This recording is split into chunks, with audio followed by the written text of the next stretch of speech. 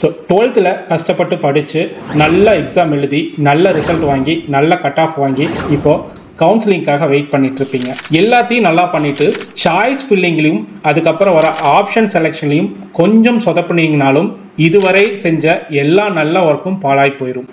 அதனால் சாய்ஸ் ஃபில்லிங்கை எப்படி நீங்கள் வெப்சைட்டில் ப்ராக்டிக்கலாக செய்வீங்க, சாய்ஸ் பண்ணுறதுக்கு முன்னாடி நீங்கள் என்னென்ன ப்ரிப்பரேஷன் பண்ணணும், சாய்ஸ் ஃபில்லிங்கில் என்னென்ன செய்யணும் என்னென்ன செய்யக்கூடாது, டூஸ் அண்ட் டோன்ட்ஸை எக்ஸ்பிளைன் பண்ணுறோம். அதே மாதிரி ஆப்ஷன் செலெக்ஷனில் என்னென்ன அட்வான்டேஜ் இருக்குது என்னென்ன டிஸ்அட்வான்டேஜ் இருக்குது அப்படிங்கிறதையும் எக்ஸ்பிளைன் பண்ணுறோம். ஸோ எல்லோரும் நல்ல காலேஜ் உங்களுக்கு நீங்கள் எடுத்த மார்க்குக்கு என்ன காலேஜ் கிடைக்கணும் அப்படின்னு இருக்குதோ அதை கண்டிப்பாக கிடைக்கணும்.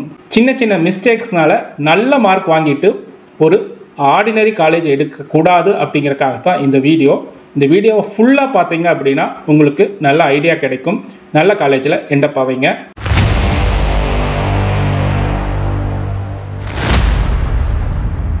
நீங்கள் இந்த வெப்சைட்டை போயிருப்பீங்க cutoff.tne.online.org. நீங்கள் எப்படி இருந்தாலும் அப்ளிகேஷன் போட்டிருப்பீங்க. அந்த அப்ளிகேஷன்லேயே இந்த கட் ஆஃப்னு ஒரு செக்ஷன் இருக்குது. இல்லைனாலும் இனினாலும் போய் cutoff.tne.online.org பார்த்துருங்க. இங்கே போன 5 வருஷமாக 2021, 22, 23, 24 இல்லை நடந்த கவுன்சிலிங்கில் ஒவ்வொரு காலேஜ்லேயும் ஒவ்வொரு டிபார்ட்மெண்ட்லேயும் ஒவ்வொரு கேட்டகரி வைஸு வந்து என்ன கட் ஆஃபுக்கு எடுத்திருக்காங்க, அதே மாதிரி என்ன ரேங்க்கு எடுத்திருக்காங்க அப்படிங்கிற ஃபுல் டீட்டெயில்ஸு இது இருக்கும். இதை பற்றின எக்ஸ்ப்ளனேஷன் வந்து நம்ம போன வீடியோஸில் சொல்லியிருப்போம். போன வீடியோஸ்லாம் எடுத்து பாருங்கள். பழைய வீடியோஸ்லாம் நம்ம சேனலில் இருக்குது. அதில் போய் எடுத்து பார்த்தீங்க அப்படின்னா உங்களுக்கு ஒரு ஐடியா கிடைக்கும். ஸோ இப்போது இது எடுத்து பார்த்துட்டிங்க அப்படின்னா உங்கள் கட் ஆஃப் வந்து இப்போ வந்து இந்த வருஷம் இன்க்ரீஸ் ஆகிருக்குன்னு சொல்கிறாங்க. ஸோ இந்த வருஷம் எக்ஸ்பெக்டட் கட் ஆஃப் என்ன அப்படிங்கிறதையும் நம்ம போன தடவை சொல்லிட்டோம். இது ஒரு சம்மரியாக சொல்லிடுறோம். இப்போ 195க்கு மேலே வாங்கியிருந்தீங்க அப்படின்னா ஒரு 0.5 இன்க்ரீஸ் ஆகும். 190 to 195 அப்படின்னா 0.5 to 1 இன்க்ரீஸ் ஆகும். 180 to 190னா 1.5 to 2 இன்க்ரீஸ் ஆகுது. 170 to 180னா 2.5 to 3 இன்க்ரீஸ் ஆகுது. 160 to 170னா 3.5 to 4 இன்க்ரீஸ் ஆகுது. இதே மாதிரி அப் டு 120 to 130 வரலும் போட்டிருக்கோம். 7.5 to 8 அப்படிங்கிறது. அதுக்கு மேலே உங்களுக்கு இவ்வளோ தான் இன்க்ரீஸ் ஆகும். ஸோ இதுதான். ஸோ உங்களுக்கு தெளிவாக சொல்கிறோம் அப்படின்னா ஒரு ஸ்டூடெண்ட்ஸ் 2024 195க்கு ஒரு காலேஜ் எடுத்துருக்கிறாருன்னா அதே காலேஜ் அதே டிபார்ட்மெண்ட்டுக்கு இப்போது 195.5 எடுக்கணும். ஸோ அதுதான் அந்த 0.5ன்னு சொல்லியிருக்கேன் பாருங்கள், அந்த வேரியேஷன். ஸோ இன்னொரு எக்ஸாம்பிள் சொல்கிறேன் பாருங்களேன். இந்த 2024 185 அப்படின்னு வச்சிட்டிங்கன்னா இந்த ரேஞ்ச் வருது 1.5 to 2.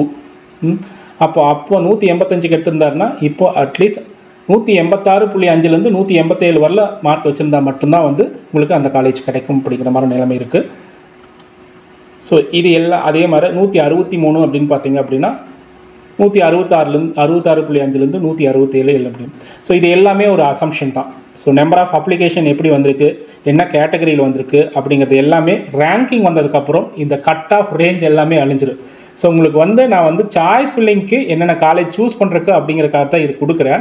இன்னொரு 2-3 நாள் ஜூன் 27th ரேங்கிங் வந்ததுக்கப்புறம் இதே உங்களுக்கு தேவையில்லை, கட் ஆஃபே தேவையில்லை, ரேங்க் மட்டும் இருந்தால் போது நம்ம சாய்ஸ் ஃபில்லிங்கை ஸ்டார்ட் பண்ணிடலாம். இப்போ ஒரு ஐடியாக்காக 3 நாளில் வந்து உங்களுக்கு சாய்ஸ் ஃபில்லிங் பண்ணுறக்கு ஐடியாக்காக இதை மறுபடியும் ரீவைண்ட் பண்ணியிருக்கேன். இதை பற்றி முதல்ல வந்து நம்ம ஒரு வீடியோ போட்டிருக்கிறோம். ஸோ இது ஒரு சம்மரைஸ் மாதிரி சொல்கிறோம்.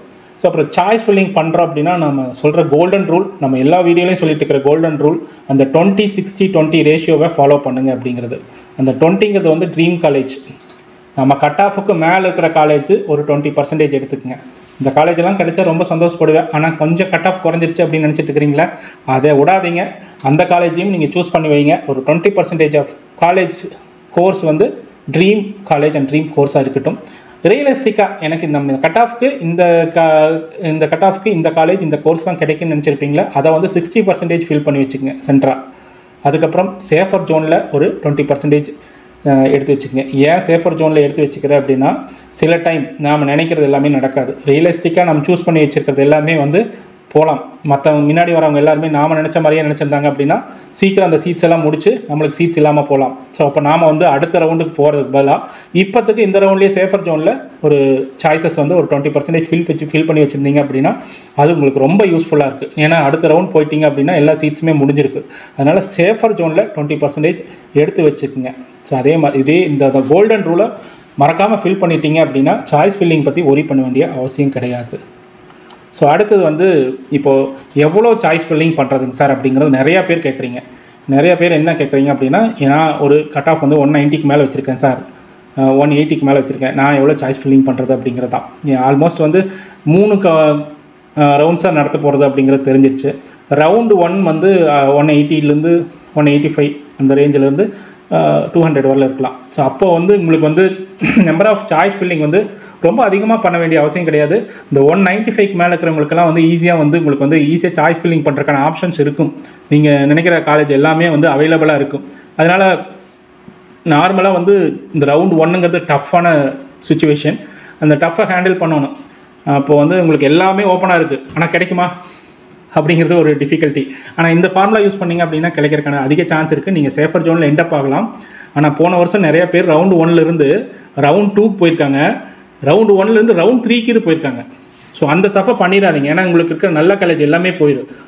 ஒரு 195 ஸ்டூடெண்ட் வந்து 142 இருக்கிற கட் ஆஃப் இருக்கிற ஸ்டூடெண்ட் கூட போய் போட்டி போடுறாரு அப்படின்னா அதில் என்ன இருக்குது? உங்களுக்கு நீங்கள் சாய்ஸ் ஃபில்லிங்லேயும் ஆப்ஷன் செலெக்ஷன்லையும் பெரிய தப்பு பண்ணியிருக்காரு. பிளண்டர் பண்ணியிருந்தா தான் அப்படி போய் எண்டப் ஆவீங்க. அதே மாதிரி நீங்களும் எண்டப் ஆகக்கூடாது. ஸோ அதுக்காக தான் இந்த கோல்டன் ரூலை சொல்கிறேன். 20:60:20 பண்ணிங்க அப்படின்னா கண்டிப்பாக நீங்கள் சேஃபர் ஜோன்லினாலும் நீங்கள் காலேஜ் எடுத்துடலாம். ஸோ அதுக்காக தான் அந்த ரூலை மறந்துடாதீங்க. ஸோ ரவுண்டு 1ல் இருந்தீங்க அப்படின்னா ஒரு 20லேருந்து 60 சாய்ஸ் வந்து ஃபில் பண்ணுங்கள். ரவுண்ட் 2ல் இருந்தீங்கன்னா 40லேருந்து 60 சாய்ஸ் ஃபில் பண்ணலாம். ஏன்னா உங்களுக்கு நிறையா சாய்ஸஸ் வந்து அவைலபிளாக இருக்கணும். ஏன்னா ரவுண்டு 1ல் இருந்து உங்களுக்கு வந்து அப்வோர்ட் மூமெண்ட்டில் இல்லை வந்து எனக்கு டிக்ளைன் பண்ணிட்டு போகிறவங்க அந்த மாதிரி இருந்துச்சு அப்படின்னா உங்களுக்கு வந்து நிறையா வந்து ஃபில்டர் ஆகி நல்ல காலேஜஸ் எல்லாம் வர்றதுக்கான சான்சஸ் இருக்குது. அதை யூட்டிலைஸ் பண்ணுறதுக்காக நிறைய ஆப்ஷன்ஸ் கொடுங்க. ரவுண்ட் 2ல் இருக்கிறவங்க ரவுண்ட் 3லேயுமே வந்து நிறைய ஆப்ஷன்ஸ் ஓப்பனாக இருக்கும். ஏன்னா 2 ரவுண்டும் தாண்டி வந்துட்டீங்க.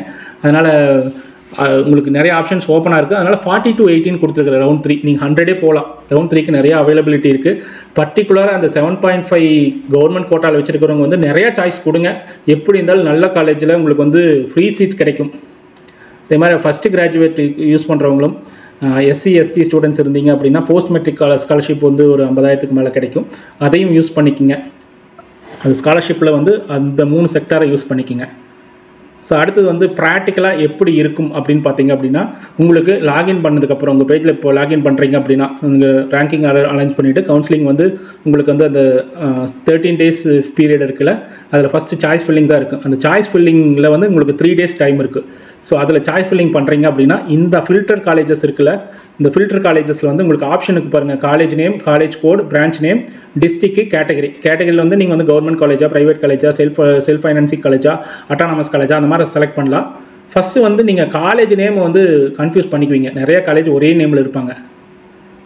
ஒரு எக்ஸாம்பிள் சொன்னோன்னா அந்த காலேஜை வந்து நான் சொன்ன மாதிரி ஆயிரு. அதனால் வந்து எக்ஸாம்பிள்லாம் சொல்லலை. உங்களுக்கே தெரியும் நிறையா காலேஜ் ஒரே நேமில் இருப்பாங்க. ஊர் மட்டும்தான் வேறு வேறையாக இருக்குது. ஸோ அப்போ என்ன பண்ணுங்கன்னா நீங்கள் செலக்ட் பண்ணுற காலேஜோட காலேஜ் கோடை தெரிஞ்சு வச்சுக்கோங்க. நம்ம எக்ஸல் ஷீட் ஃபில் பண்ணும்போதே காலேஜ் கோடோட காலேஜ் நேம் எழுதுங்க. ஸோ அப்போ வந்து உங்களுக்கு கிளாரிட்டியான ஒரு ஐடியா கிடைக்கும். நம்ம இந்த காலேஜ் கோட் அடித்தோம்னா இந்த காலேஜ் தான். ஏன்னா கடைசி நேரத்தில் பிளண்டர் பண்ணிடக்கூடாது. இந்த காலேஜ் நேம் கரெக்டாக தான் செலக்ட் பண்ணேன், ஆனால் அது வேறு ஊரில் இருக்குது அப்படிங்கிற மாதிரி ஒரு டயர் 1 காலேஜுக்கு போல் டயர் 3 காலேஜில் எடுத்துருவீங்க. ஏன்னா ஒரே காலேஜ் ஒரே சிமிலர் நேமாக இருக்குது, ஒரே HO MO இது மாதிரி மாறுற காலேஜெல்லாம் இருக்குது. ஸோ அந்த கன்ஃபியூஷன் மாறாமல் இருக்கிறதுக்காக காலேஜ் கோடை யூஸ் பண்ணி காலேஜை செலக்ட் பண்ணுங்கள். ரொம்ப இம்பார்ட்டன்ட் திங். ஸோ அங்கே உங்களுக்கு பார்த்திங்க அப்படின்னா காலேஜ் கோடு டிஸ்பிளே ஆகும், காலேஜ் நேம் டிஸ்பிளே ஆகும். அதில் என்ன கேட்டகரியில் உங்களுக்கு என்னென்ன கேட்டகரியில் அவைலபிளாக இருக்குது. ஓசி கேட்டகரியில் இங்கே அவைலபிள் இல்லை, ஆனால் ஒரு கம்யூனிட்டி ரேங்கிங்கில் 11 சீட் இருக்கிற மாதிரி காமிச்சிருக்கு பாருங்கள். ஸோ அதே மாதிரி தான் நாங்கள் உங்களுக்கு இங்கே கிளாரிட்டியாக காமிக்கிறோம் பாருங்களா.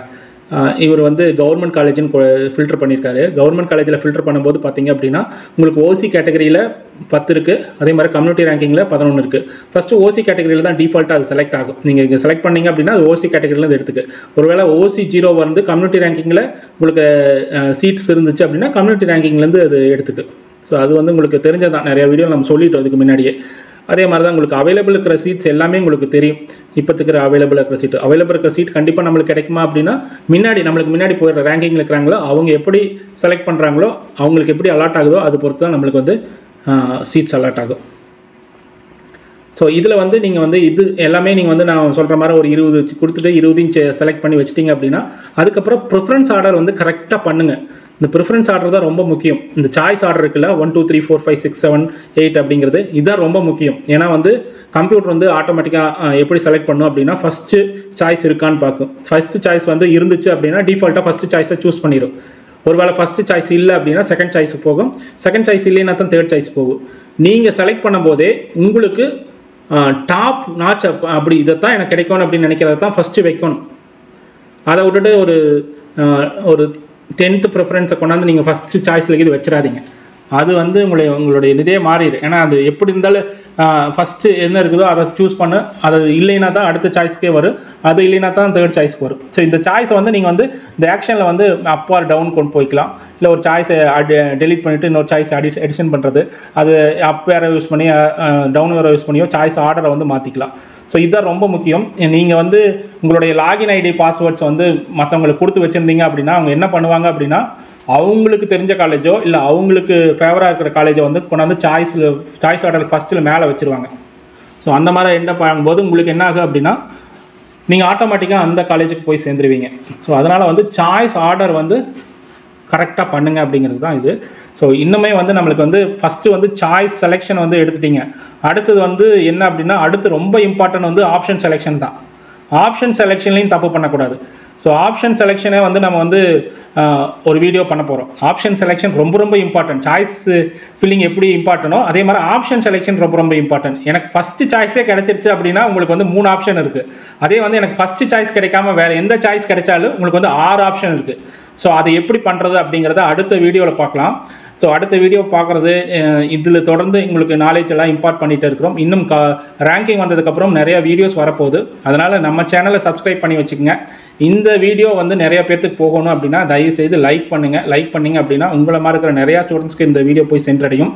அதே மாதிரி நம்ம வீடியோவுக்கு வந்து உங்கள் ஃப்ரெண்ட்ஸ் அண்ட் ஃபேமிலிக்கு ஷேர் பண்ணுங்கள். நம்ம சேனலை சப்ஸ்கிரைப் பண்ணிக்கோங்க.